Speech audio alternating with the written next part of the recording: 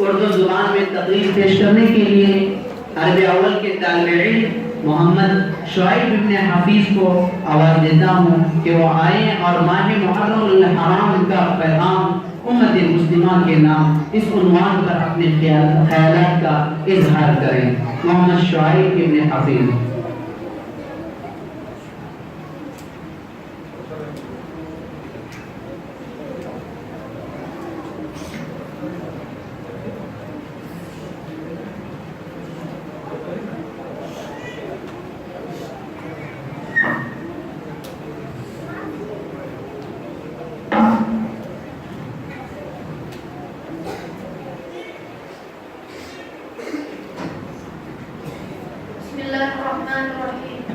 الحمد لله رب العالمين والصلاة والسلام على رسوله الكريم وعلى آله وأصحابه أجمعين أما بعد۔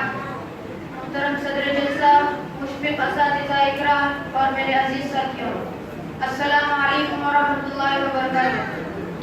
آج کی اس محفل میں میرا موضوع خطابت ہے ماہ محرم کا پیغام امت مسلمہ کے نام۔ حضرات، اللہ تعالیٰ کی پیدا کردہ تمام تر مخلوقات میں ہر ایک کو دوسرے پر کسی نہ کسی حد تک فضیلت حاصل ہے، جیسے کہ حضور اکرم صلی اللہ علیہ وسلم کو تمام انبیاء پر فوقیت حاصل ہے، امت محمدیہ کو دیگر امتوں پر فضیلت حاصل ہے، دین اسلام تمام مذاہب میں برتر ہے۔ اس کے علاوہ لیلۃ القدر تمام راتوں میں بابرکت و باعظمت ہے۔ اسی طرح 12 مہینوں میں 4 مہینوں کو فوقیت حاصل ہے، جن کو اشہر حرم کہا جاتا ہے۔ پھر ان 4 مہینوں میں ماہ محرم بہت سی خصوصیات اور فضیلتوں کی وجہ سے اعلیٰ مقام رکھتا ہے۔ اس ماہ کی اہمیت اور فضیلت کا اندازہ صرف اس بات سے لگایا جا سکتا ہے کہ کفار مکہ اسلام سے قبل جبکہ ان میں ہر قسم کی برائی عام تھی، تہذیب اور ثقافت سے دور دور تک تعلق نہ تھا، لیکن پھر بھی وہ لوگ اس مہینے کا حد درجہ احترام کیا کرتے، اس مہینے میں جنگ روکتے تھے، اور جو بھی اس مہینے کی حرمت کو پامال کرتا اسے انتہائی گھٹیا اور ذلیل سمجھتے، اور اس کے ساتھ ساتھ اس ماہ کی 10ویں تاریخ کو روزہ بھی رکھتے تھے۔ پھر جب اسلام کا بول بالا ہوا تو اسلام نے اس مہینے کی عظمت کو مزید دوبالا کیا۔ محرم کے پہلے عشرے کے روزے مسنون قرار دیے گئے اور عاشورہ کے دن کثرت کے ساتھ صدقہ کرنے کا حکم دیا گیا، اور پھر اعمال و آیات پر کثرت کے ساتھ خرچ کرنے کا حکم ہوا، اور پھر اسی مہینے سے اسلامی سال کا آغاز ہوا، اور پھر اسی مہینے عدل و شجاعت کے پیکر خلیفہ ثانی حضرت عمر رضی اللہ تعالیٰ عنہ کی شہادت کا حادثہ، اور پھر اسی مہینے میں نواسۂ رسول حضرت حسین رضی اللہ تعالیٰ عنہ کی شہادت کا حادثہ، وہ کربناک اور المناک حادثہ پیش آیا جس سے پوری انسانیت کانپ اٹھے۔ یہ تمام چیزیں اس دن کی اہمیت و عظمت میں اضافہ کرتی ہیں اور ہمیں نصیحت آمیز درس دیتی ہے۔ اس کے علاوہ خاص طور پر ہجرت کا واقعہ جو کہ اسی مہینے میں پیش آیا تھا ہمیں اس بات کا درس دیتا ہے کہ اگر ہمیں اپنا گھر بار اہل و عیال اور اپنا وطن قربان کرنا پڑے یا پھر کسی بھی قسم کی قربانی دینی پڑے تو ہمیں اس سے ایک پل کے لیے بھی پیچھے نہیں ہٹنا ہے۔ اور واقعہ ہجرت نبوی ہر سال نو کے آغاز پر تمام مسلمانوں سے اس عہد کی تجدید کرواتا ہے اگر الہ کلمت اللہ کے خاطر ان پر ظلم و بربریت کے پہاڑ توڑے جائیں تب بھی وہ اپنے عقائد و نظریات پر ثابت قدمی سے ڈٹے رہیں گے، بلکہ اپنے دین و ایمان کی حفاظت میں اپنا سب کچھ لٹانا پڑے تو لٹا دیں گے، لیکن اپنے پائے استقامت میں لغزش کبھی پیدا نہیں ہونے دیں گے۔ اور پھر ماہ محرم ہجرت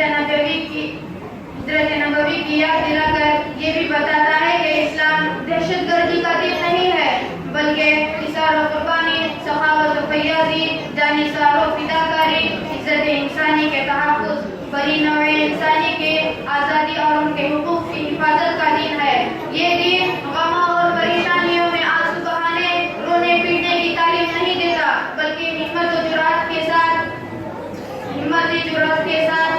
داستانِ رحم کرنے کو کہتا ہے اور قوت و بھائی چارے کی تعلیم رحم کرنے کو کہتا ہے، اور یہ اثار و قربانی کبھی نہ مٹنے کے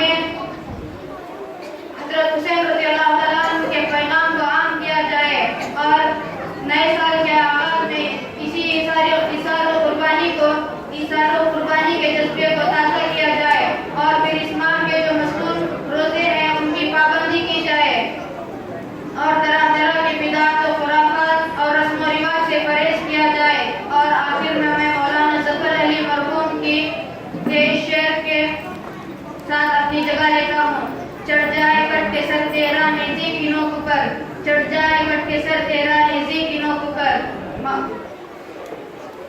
لیکن تو فاسقوں کی اطاعت نہ کر مقبول وآخر دعوانا الحمدللہ رب العالمین. جزاک اللہ.